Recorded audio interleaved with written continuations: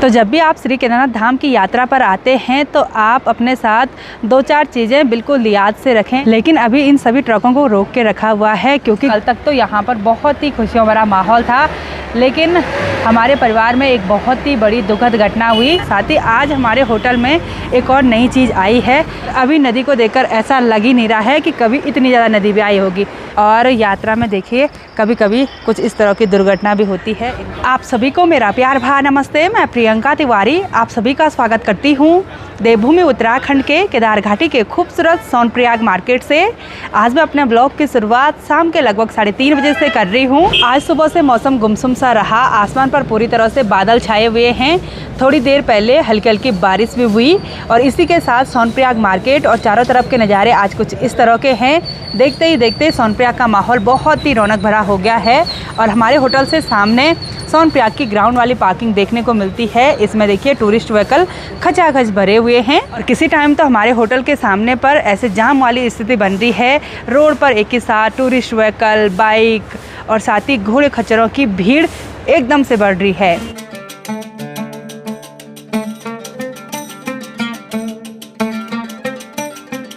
हमारे होटल में भी बहुत ज़्यादा रौनक भरा माहौल हो रखा है। कमरे लगना स्टार्ट हो गए हैं और यहाँ रोड पर पेंटिंग के साथ साथ आज हल्की हल्की बूंदाबांदी हुई, इसलिए धूल बिल्कुल भी नहीं उड़ रही है। और लगातार बहुत ही ज़्यादा मात्रा में घोड़े खच्चर यहाँ सोनप्रयाग गौरीकुंड में पहुँच रहे हैं। बिल्कुल लाइन लगी हुई है सुबह से लेकर और अभी शाम तक।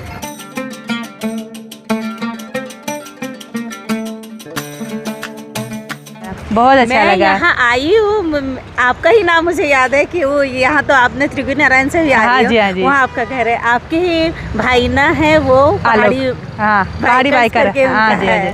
आपका नाम क्या है बच्चा? मेरा बेटा। अरे मेरे बच्चे की तरह है। बेटी की तरह।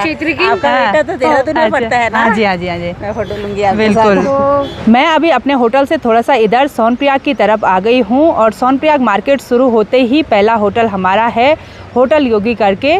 और यहाँ रोड के ऊपर साइड पिछले साल तक तो काफ़ी सारी दुकानें खुली रहती थी, काफ़ी सारे स्टॉल लगे रहते थे, लेकिन इस साल रोड बिल्कुल खाली खाली देखने को मिल रही है।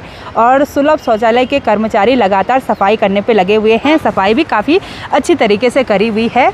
और यहाँ पर से पूरे सोनप्रयाग मार्केट और पार्किंग का नज़ारा बहुत ही गजब का देखने को मिलता है। ग्राउंड वाली पार्किंग और सामने फ्लोर वाली पार्किंग टूरिस्ट व्हीकल से खचाखच भरी हुई है और बिल्कुल अच्छी तरह से मैनेजमेंट करके ये गाड़ियाँ लगाई गई हैं। और अभी अभी आसमान में हेलीकॉप्टर भी उड़ने लगे हैं और हल्की हल्की बारिश फिर से शुरू होने लगी है। मैं अभी यहाँ सोनप्रयाग की कार पार्किंग में आ गई हूँ। ऊपर की साइड यहाँ पर बोर्ड पर निर्देश वगैरह लिखे हुए हैं, साथ ही इधर साइड रेट वगैरह भी लिखे हुए हैं। बस और ट्रक का 200 रुपये और कार जीप का 150 रुपये है और स्कूटर और मोटरसाइकिल का 50 रुपये है, वो भी 12 घंटे के लिए। यहाँ पार्किंग में आते ही सबसे पहले मैं देखूंगी कि कौन से स्टेट की नंबर प्लेट की कार सबसे ज़्यादा मात्रा में है। सबसे पहले तो मुझे यहाँ पर 2 यूपी नंबर प्लेट की कार देखने को मिल रही है। इधर साइड भी यूपी नंबर प्लेट, उसके बाद लाइन से HR नंबर प्लेट की कार लगी हुई हैं। मैंने यात्रा के दौरान हर साल एक चीज़ नोटिस की कि यहाँ पर सबसे ज़्यादा यूपी, HR, MP और DL नंबर प्लेट की कार ज़्यादा आती हैं। और 2-4 साल पहले तक तो लोग हरिद्वार, ऋषिकेश, देहरादून से अपने व्हीकल से नहीं आते थे, बल्कि वहाँ से टैक्सी बुक कर लेते थे। लेकिन अब ऐसा नहीं है, अब तो लोग दूर दूर से, साउथ से सबसे ज़्यादा मात्रा में बाइकर्स आते हैं। लोग दूर दूर से अपनी कार और बाइकों से आ रहे हैं और ऐसे में क्या होता है ना, पार्किंग जल्दी भर जाती है, लेकिन लोग उतने ज़्यादा नहीं देखने को मिलते हैं। क्योंकि पहले तो लोग गाड़ियों से आते थे एक गाड़ी में खचाखच भर के, लेकिन अब अपने पर्सनल व्हीकल से आ रहे हैं। 2 आदमी आ रहे हैं और पार्किंग की जगह गाड़ी के लिए पूरी चाहिए और आदमी सिर्फ 2। एक ही दिन में सोनप्रयाग की ग्राउंड पार्किंग और फ्लोर वाली पार्किंग इतनी ज़्यादा भरी कि पिछले साल ऊपर की तरफ एक और पार्किंग बनाई गई थी, तो आज वहाँ भी बहुत ज़्यादा मात्रा में टूरिस्ट व्हीकल देखने को मिल रहे हैं। जब यहाँ फुल हुआ तब वहाँ ऊपर भी व्हीकल भेजे गए। और यात्रा में देखिए कभी कभी कुछ इस तरह की दुर्घटना भी होती है। इनका भी मुझे लग रहा है एक्सीडेंट हो रखा है। ये गाड़ी पूरी तरह से इधर साइड से लगी हुई है और ये छत्तीसगढ़ नंबर प्लेट की है। काफ़ी बार ऐसा होता है। तो अब मैं इन गाड़ियों के बीच से होते हुए चलती हूँ नीचे की साइड, नीचे की साइड देखते हैं कि गंदगी तो नहीं कर रखी है। वैसे पार्किंग में इस बार बहुत ही अच्छी साफ़ सफाई देखने को मिल रही है। वैसे आज फर्स्ट दिन ही है तो साफ़ सफाई होगी। यहाँ पार्किंग के नीचे की साइड काफ़ी ज़्यादा मात्रा में कुछ इस तरह से स्टैंड पोस्ट लगाए हुए हैं। देखते हैं इन पर पानी आ रहा है कि नहीं आ रहा है। वैसे टोंटी तो नहीं लग रही है। ये देखिए जी, पानी प्रॉपर आ रहा है। और साथ ही गंदगी भी दिखा देती हूँ। पार्किंग से सफाई करी और यहाँ नीचे इस गैलरी में फेंक दिया। ये कट्टे वगैरह पता नहीं क्या क्या है। कुछ टाइम पहले यहाँ पर घोड़े खच्चर भी रहे तो उनकी लीद भी ऐसी पड़ी हुई है। अब यहाँ से नीचे देख लेते हैं कि यहाँ भी हो रखी गंदगी कि नहीं हो रखी है। वैसे इधर साइड काफ़ी सारा कूड़ा कचरा फैला हुआ है, लेकिन ये पिछले साल का है। पिछले साल भी साफ़ सफाई नहीं करी और सावन के महीने मंदाकिनी नदी का जलस्तर बहुत ज़्यादा बढ़ गया था, तो इतना तेज़ बहाव आया कि पानी यहाँ तक टच हुआ। इतने ज़्यादा मात्रा में ये बड़े बड़े पत्थर नदी के साथ बहकर आए और अभी नदी को देखकर ऐसा लग ही नहीं रहा है कि कभी इतनी ज़्यादा नदी भी आई होगी। अभी बिल्कुल शांत सा जल हो रखा है। कल करती हुई मंदाकिनी नदी बहुत ही सुंदर लग रही है।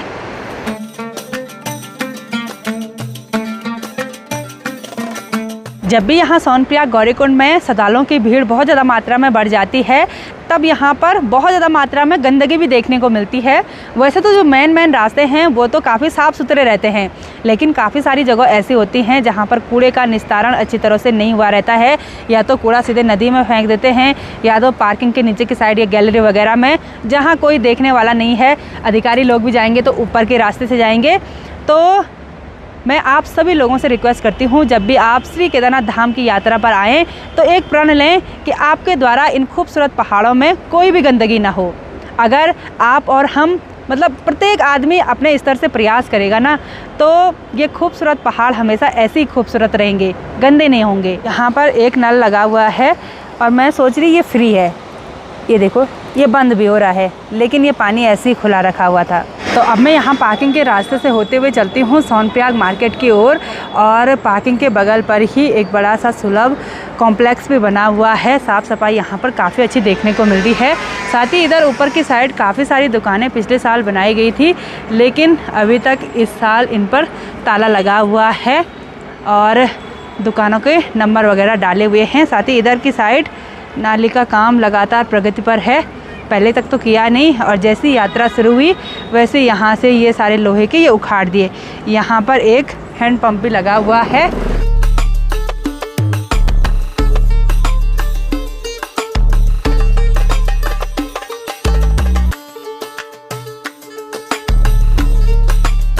शाम होते होते सोनप्रयाग मार्केट में श्रद्धालुओं की भीड़ के साथ साथ बहुत ज़्यादा मात्रा में मजदूर भाईजी लोग भी देखने को मिल रहे हैं, जो अपनी पीठ पर पिट्ठू वगैरह ले जाकर श्री केदारनाथ धाम की तरफ आगे बढ़ रहे हैं। साथ ही हमारे 7 नंबर हॉल के आगे से एक बड़ी सी वैन भी लग गई है।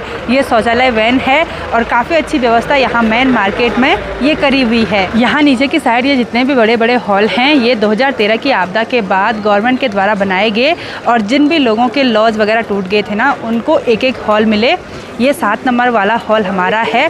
ऐसे लाइन पर अलग अलग लोगों को हॉल बांटे गए हैं। और इधर साइड 9 नंबर हॉल पर ये हॉस्पिटल की व्यवस्था करी हुई है। इस बार यहाँ पर काफ़ी ज़्यादा मशीनें भी लगवाई गई हैं। साथ ही यहाँ पर एम्बुलेंस वगैरह भी 24 घंटे उपलब्ध रहती हैं। मैं अभी आई हूँ मनी देवर जी के होटल में, और यहाँ पर इस बार कैंटीन बहुत अच्छी बना रखी है। बहुत बहुत बधाई देवर जी। यहाँ पर देखिए कैंटीन का लुक ना बिल्कुल अलग सा कर रखा है। किचन बिल्कुल सेपरेट उधर साइड कर लिया और सिटिंग एरिया इधर साइड हो गया। और लाइट तो बहुत सुंदर लगा रखी है। लाइट से ही चमक रहा ज़्यादा ना। चलो, और यहाँ पर आपने बैठने के लिए भी कर लिया। यहाँ पे बैठ, बहुत सुंदर। बाकी बगल पे जर्नलिस्ट हो। अच्छा, सब अच्छा कर लिया भाई।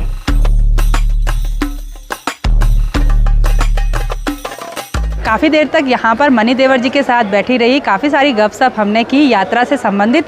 ठीक है, चलते हैं हम। ठीक है, बाय बाय। फिर मिलेंगे, उधर भी आना चाय पीने के लिए। बिल्कुल, चलो ठीक है, बाय। यहाँ सोनप्रयाग में लाइन से काफ़ी सारे ट्रक खड़े हो रखे हैं। इन सब में बहुत सारा सामान भरा हुआ है गौरीकुंड और श्री केदारनाथ धाम के लिए। लेकिन अभी इन सभी ट्रकों को रोक के रखा हुआ है, क्योंकि गौरीकुंड की रोड काफ़ी कंजेस्टेड है और इस टाइम जो शटल सेवा के वाहन हैं वो सोनप्रयाग से गौरीकुंड और गौरीकुंड से सोनप्रयाग यात्रियों को ले जाने का काम करते हैं। तो अब ये रात के टाइम पर छोड़ दिए जाएंगे, जब शटल सेवा के वाहन नीचे वाले नीचे ही खड़े होंगे और गौरीकुंड वाले गौरीकुंड ही खड़े होंगे। तो ऐसे में ना ऊपर की साइड जो सामान है ना उसका रेट भी बढ़ जाता है, क्योंकि अगर इन ट्रकों ने काफ़ी देर तक इंतज़ार करना है तो ये वेटिंग चार्ज भी लेते हैं। तो इसलिए जैसे जैसे ऊपर की ओर बढ़ते जाएंगे थोड़ा बहुत महंगाई भी देखने को मिलेगी।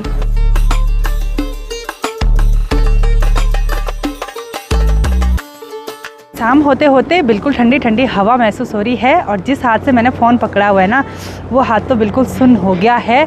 और जब भी आप श्री केदारनाथ धाम के दर्शन करने के लिए आते हैं, चाहे आप किसी भी राज्य से हैं, आपके राज्य में तो अभी गर्मी हो रही होगी, लेकिन इधर साइड हिमालयी क्षेत्र है तो यहाँ पर दिन में तो अच्छी सी तेज़ धूप खिली रहती है, लेकिन सुबह शाम ठंडा होता ही है।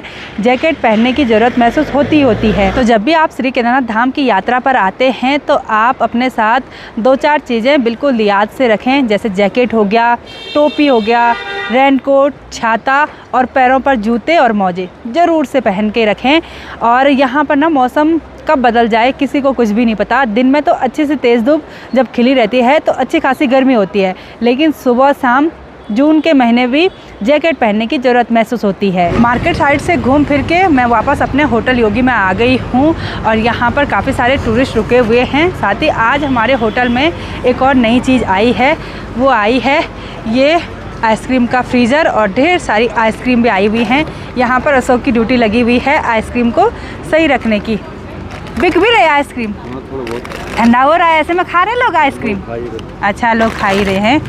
तो काफ़ी सारे डब्बे इसमें पड़े हुए हैं और ये फ्रीज़र ना थोड़ी देर पहले ही चालू किया है। एक और नए स्टाफ ये भाई हैं और साथ ही अखिलेश भी आ गए हैं। कैसे हो आप? बढ़िया। आपको बहुत बहुत बधाई। धन्यवाद। इनका बेटा हो रखा है बोला। धन्यवाद। चलो बहुत अच्छा लगा, ऐसा सुना हमने जब। और यहाँ पर बैठ रखे हमारे भांजे राम, हो रही एंट्री वगैरह? चलो बढ़िया। मैं और हस्बैंड जी यहाँ बालकनी में बैठे बैठे बाहर के खूबसूरत नज़ारों का आनंद ले रहे हैं। उतनी ही ज़्यादा मात्रा में व्हीकल नीचे की ओर जा रहे हैं और उतनी ही ज़्यादा मात्रा में टूरिस्ट व्हीकल ऊपर की ओर आ रहे हैं।